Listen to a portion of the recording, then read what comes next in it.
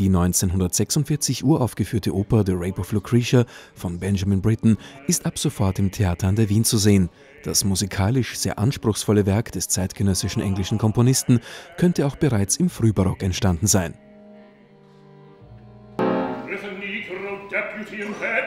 It's better to be a Truscan spendthrift user than a eunuch to lie of the guy.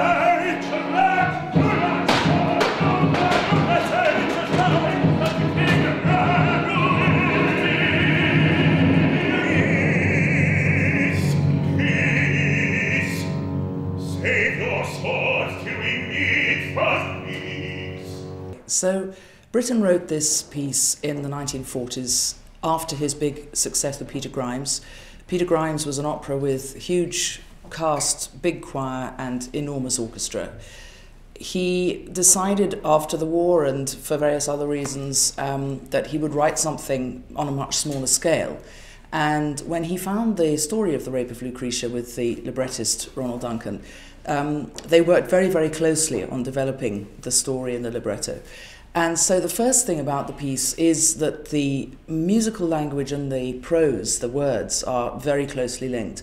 And I think, Britten, of course, grew up in the English theatrical tradition as much as any operatic tradition we might have had. I mean, in a way, our operatic tradition starts with him in the 20th century. So words are very, very important. And I think one thing we found in doing the production is how interesting it is to go into the colour of the words. And of course, the music then is also very much responsive to the colour of the words. So for us in the orchestra pit playing the music, I think we find that there's not only this wonderful dramatic thrust, if you like, coming from the music, but also the link with the words and the drama is very close, which makes it very interesting both to rehearse and to find on stage in terms of the feeling of the picture on stage and the feeling in the pit.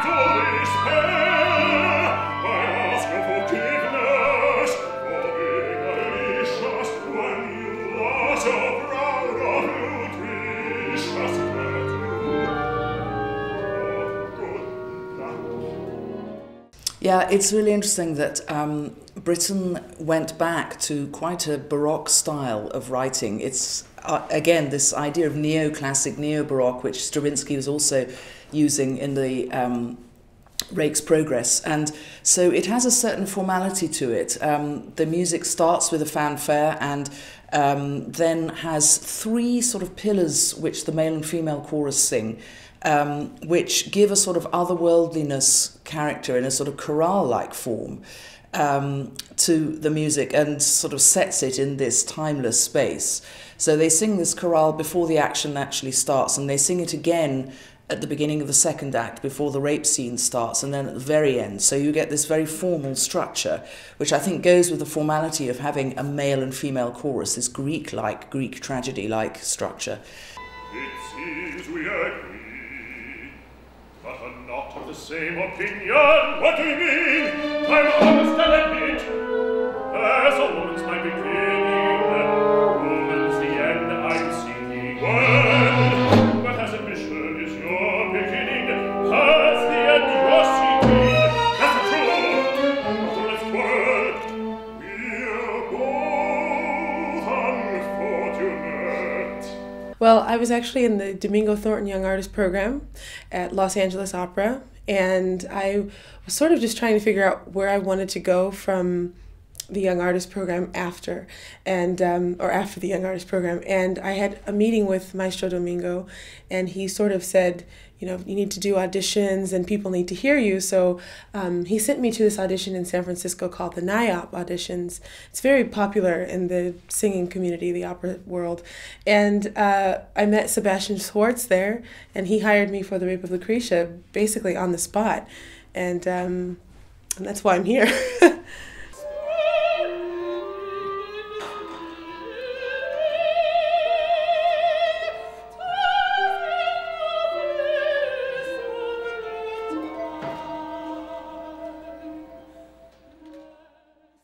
Ab abgesehen von der grandiosen Tonalität der Oper versteckt sich im Inhalt eine tiefgründige Botschaft. What's interesting about the subject matter, and Britten approaches this often in his works, as he's talking about why it seems that when there's something beautiful and perfect, as soon as it comes into the world, it gets destroyed. And Tarquinius ends up in this position where he, I think, adores Lucretia. He believes in her chastity and her beauty and gets goaded into betting that she is with Junius, who I think is the real villain in all of this, because he wants to destroy the Etruscan royal house and then eventually have the Romans take over Rome again. The only way to prove someone being chaste is for her not to be willing at all. And so he has to, in a sense, rape her. If the rape doesn't occur, then she wasn't chaste, and this was all for naught. So they're kind of, it's that conflict that is the story that's being told, that Benjamin Britten certainly wanted to tell, and is the story of Lucretia. You have already had 2 letters from Lord Collatinus today. So if it will he come home again, this month is meine Part, is time thrown in the grave. Well, I've actually seen The Rape of Lucretia two or three times. I was in a college production of it where I was covering the female chorus, and then I've seen the production 2 other times. And normally the female chorus is, I don't want to say that her role is boring, but sometimes the male and female chorus can just kind of become repetitive, and they are sort of the characters in the opera where you're sort of thinking, okay, go away already, you know, we've heard you before. But in this production, Keith Warner, the director, has really taken the female and male chorus and made us really exciting. And what he's done with us is he's made us modern in the modern world. And so I feel that we're very relevant to today's society, and our story is sort of parallel to what's happening.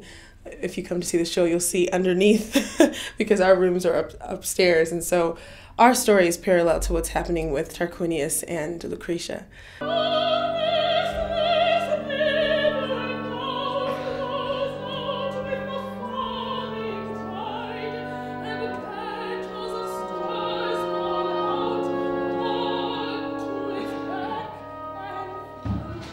Die sehr weitläufige Bühne erfordert genaues Timing der Darsteller und eine gute physische Konstitution, um beim nächsten Einsatz nicht keuchend zu singen. The most difficult part is definitely running up the stairs and trying to sing the high G after there's a part where I come down the stairs and I'm on the street trying to lure my teacher back to my room, and then I have to book it back upstairs and then try to sing a high G. And it works, actually. I mean, you know, with the support and everything, I'm sure you understand as a singer.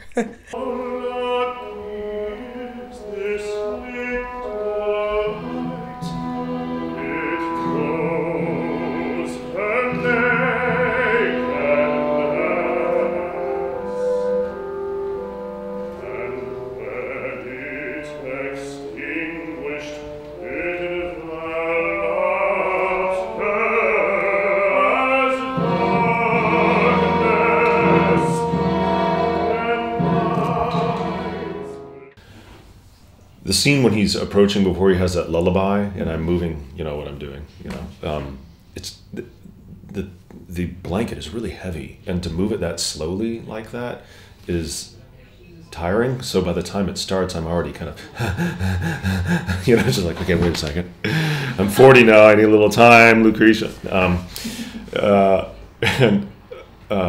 So that's tricky. And then the way I'm approaching her, I'm kind of, you know, I'm holding myself up by my arms, and it just, the hardest part is not so much sight line as controlling your breathing so you can actually sing it beautifully, but also have it dramatically look like what it's supposed to look like.